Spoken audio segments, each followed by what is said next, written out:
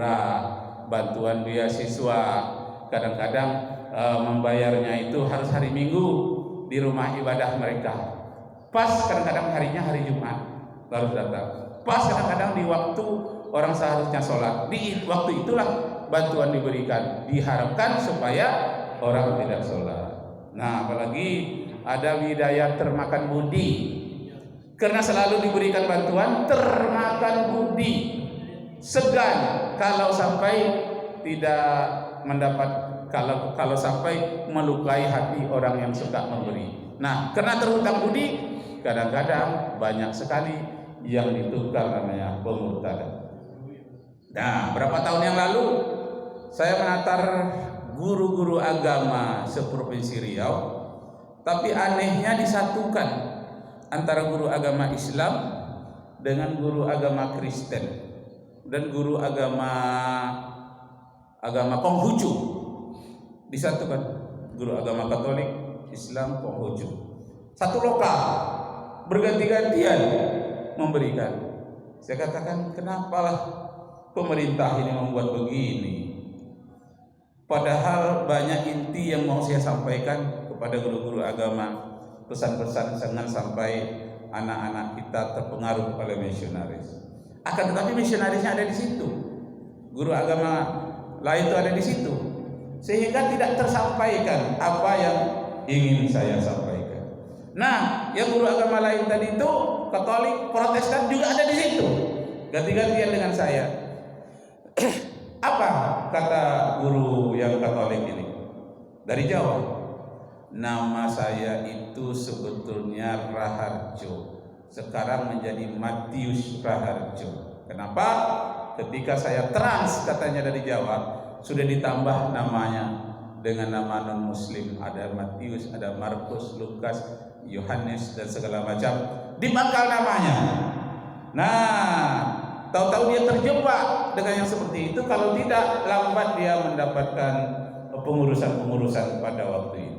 Nah, dia mengatakan, saya ini satu contoh Bapak Ibu, karena banyak yang muslim, menjadi contoh jangan sekali-kali terjebak dalam perangkap-perangkap misionaris.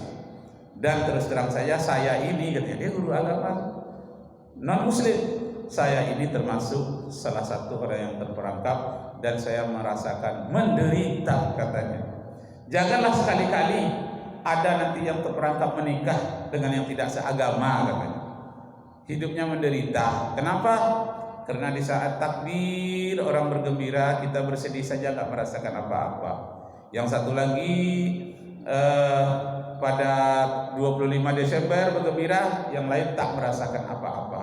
Nah, akhirnya di situ saya menyatukan agama dengan istri, ikut agama istri. Nah, istrinya orang Medan, dia asalnya dari Jawa. Dia mengatakan, sayalah contohnya, katanya. Janganlah sampai menikah dengan beda agama. Dia pun waktu kecil itu dibawa oleh orang tuanya, bukan keinginan dia, tapi karena ikut bersama dengan ayahnya. Ayahnya sudah meninggal dunia. Nah, jadi pemirsa hormat, dari program itu yang disebut ada namanya, kalau untuk di Sumatera ini program Andalas namanya untuk di Sumatera. Yang tertuju paling besar tujuannya Sumatera Barat. Yang kedua di Riau. Nah, kalau Aceh sudah ada mereka program tersendiri. Jadi, kepada minta hormat, kenapa program mereka itu ditujukan kepada Riau dan Sumatera Barat? Karena Riau banyak sumber penghasilannya, banyak industrinya, kemudian Sumatera Barat itu kuat SDM-nya. Nah, ini keduanya SDM dengan SDA ini bergandengan, SDA-nya di Riau, SDM-nya dari Sumatera Barat. Keduanya ini kalau dapat dirangkul, mudah sekali untuk melakukan pemurtadan seluruh Indonesia. Nah, itu yang mereka lakukan. Jadi saya sering mengadakan pelatihan guru di Sumatera Barat. Terus dekat pantainya itu sekolah Don Bosco semua sepanjang pantai. Padahal itu dekat hotel itu. Bukan pantai Muaro, sananya lagi. Wah, pantai kota itu. Nah, sebanyak-banyaknya mulai dari sana. Kata saya, kok dibiarkan sampai sebanyak ini mereka menguasainya? Itulah lama, Pak. Semenjak dari zaman Belanda mulai katanya. Dari zaman dulu, bukan sekarang aja. Sekarang ada juga mereka beli. Akhirnya pinggir itu sepanjang-panjangnya, itu sekolah mereka semua. Dan banyak anak-anak muslim yang sekolahnya ke sana. Memang tidak termurtadkan, tapi satu dua ada juga yang terpengaruh. Maka diperingatkan oleh Al-Quran surat Al-Baqarah ayat 120. Walan tarda 'ankal yahudu walan nasara hatta tattabi'a millatahum. Orang-orang Nasrani, orang Yahudi takkan pernah berhenti, takkan pernah sedang kepadamu sebelum kamu dimurtadkan, tunduk mengikut agama mereka. Jadi mereka tidak akan pernah berhenti. Nah, kenapa mereka tidak pernah berhenti? Karena ada di dalam Injilnya namanya amanat agung. Kitab Matius pasal 5 ayat 28. Amanat agung itu katanya, jadikanlah seluruh dunia sebagai muridku, baptiskanlah mereka dalam namamu. Nah, Markus ya, Markus 5 ayat 28. Jadikan seluruh dunia dan seluruh makhluk sebagai muridku dan baptiskanlah mereka dalam namaku. Lalu saya selidikilah, karena saya dosen ilmu perbandingan agama, saya selidikilah kitab Markus itu yang ayat 28 itu. Setelah diteliti, nah banyak juga diperdebatkan. Saya lihat di YouTube ada juga yang diperdebatkan. Ternyata benar apa yang saya duga dari bacaan saya itu, bahwa ayat amanat agung itu adalah ayat palsu yang dibawakan oleh Konstantin, dimasukkan menjadi pasal 28. Kenapa kita Markus itu hanya sampai pasal 16? Jadi di atas dari pasal 16 itu adalah tambahan. Nah, mereka mengakui, oh iya, ini ayat tambahan. Mengapa mereka mengakui bahwa ayat itu ayat tambahan? Karena di awalnya itu disebutkan inilah ciri-ciri orang yang beriman. Nah, sebelum amanat agung itu pengantarnya. Ciri-ciri orang yang beriman terhadap Tuhan mereka itu, katanya pertama, mereka itu harus bisa menguasai bahasa-bahasa yang baru yang belum didengar oleh orang lain. Jadi ada bahasa baru mereka bisa kuasai. Nah, itu ciri-cirinya. Yang kedua, apabila menginjak ular berbisa, dia tidak akan binasa. Nah, di sini berubah maksudnya itu. Karena dicoba orang, diinjak ular berbisa, mati, Pak. Katanya kalau beriman nggak mati. Nah, kemudian yang ketiganya, ciri-ciri orang yang beriman dalam Kristus itu ialah apabila meminum racun berbisa, dia tidak akan mati. Nah, dari situlah sampai kepada amanat agung itu tadi, itu adalah ayat palsu. Seandainya bukan ayat tambahan, ayat palsu, sudah ada yang menganggap ayat asli, dicobanya. Ada satu gereja di Amerika namanya gereja ular. Sudah turun-temurun, buka nanti di YouTube, gereja ular. Nampak nanti orang yang digigit oleh ular telinganya itu.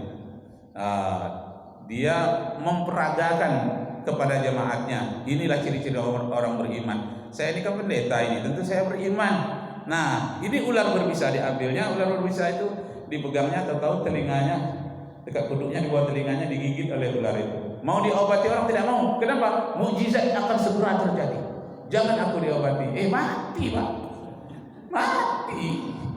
Nah, karena ada kejadian itu, mereka percaya benarlah ini memang ayat palsu di atas. Kalau tidak diakui sebagai ayat palsu, ayat benaran, nanti banyak lagi orang yang mencoba. Kalau nggak salah sudah 118 orang di berbagai negara dikumpulkan, itu mati. Iya, mati. Buka nanti. Buka aja di YouTube, kitab Markus pasal 16 ayat 17, 18, 19 sampai 28 itu tadi. Memang dinyatakan ciri-ciri orang yang beriman adalah menggunakan bahasa-bahasa yang baru. Kemudian apabila menginjak ular berbisa, dia tidak akan binasa, dan memakan racun maut, dia tidak akan mati. Coba dianggap itu ayat itu asli. Rusak, dan ada orang yang meyakini mati. Gereja ular sekarang berumur 112 tahun di Amerika ditutup. Kenapa? Karena dia pakai turun-temurun dari ayahnya dulu mati juga oleh ular berbisa, sampai anaknya mati juga. Ada satu selamat karena mau dibawa ke rumah sakit, satu selamat. Sudah itu dia tidak mau lagi ke sana.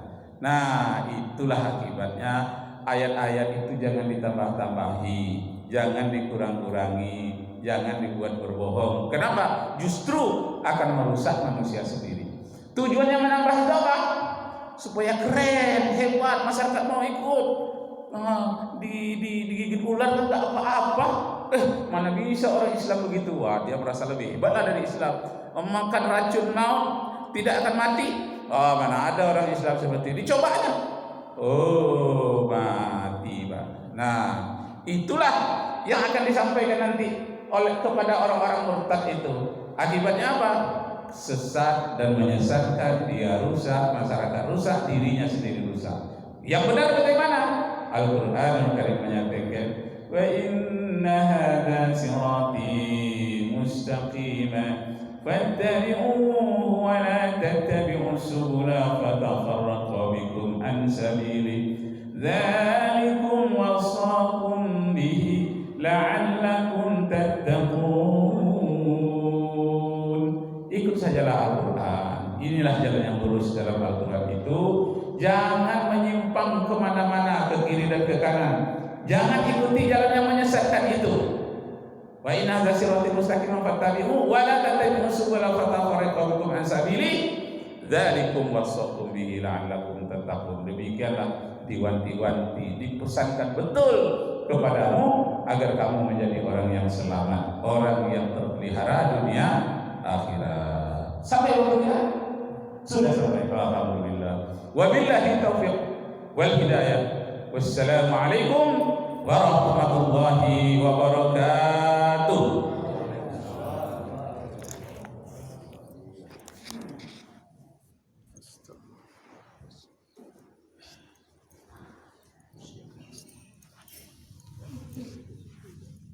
Alhamdulillah, terima kasih kita ucapkan kepada Ustaz. Mudah-mudahan apa yang saya sampaikan bermanfaat bagi kita semua dan dapat kita terapkan dalam kehidupan kita sehari-hari. Mungkin hanya itu yang saya sampaikan. Kalau ada pertanyaan saya minta maaf. Wabillahi taufiq wal hidayah. Wassalamualaikum warahmatullahi wabarakatuh. Waalaikumsalam warahmatullahi wabarakatuh.